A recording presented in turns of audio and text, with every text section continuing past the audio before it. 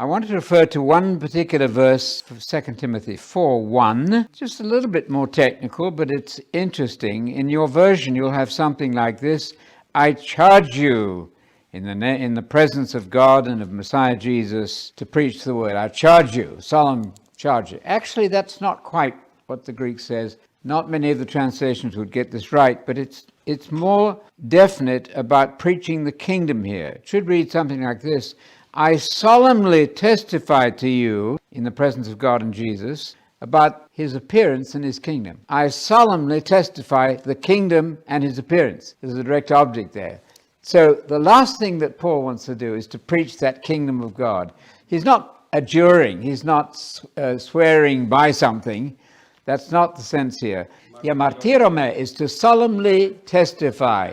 The Greek reads like this: I solemnly testify to you in the presence of God and of Messiah Jesus, both to his appearing and his kingdom. And he's also, an extra phrase, he's going to judge the living and the dead. That's fine. He's going to judge the living and the dead. But I'm solemnly testifying to you about the kingdom and the appearing. It's the direct object of that verb, I solemnly testify.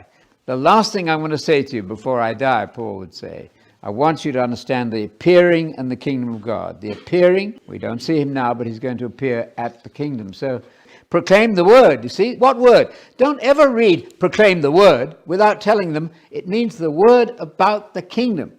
You have to go on repeating that, because changing the mind of the public is a difficult job.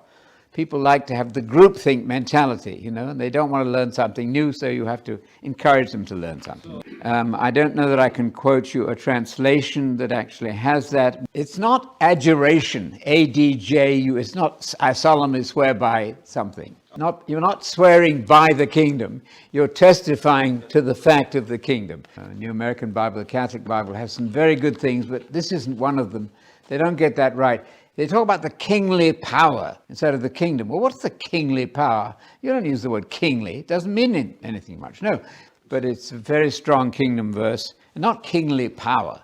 What's a kingly power? Do you think of the United Kingdom in England as kingly power? No, the Queen is supervising, in some sense, a kingdom. And Jesus is going to appear and judge. That's another idea. That's correct. But it's not swearing by. It's not adjuring by.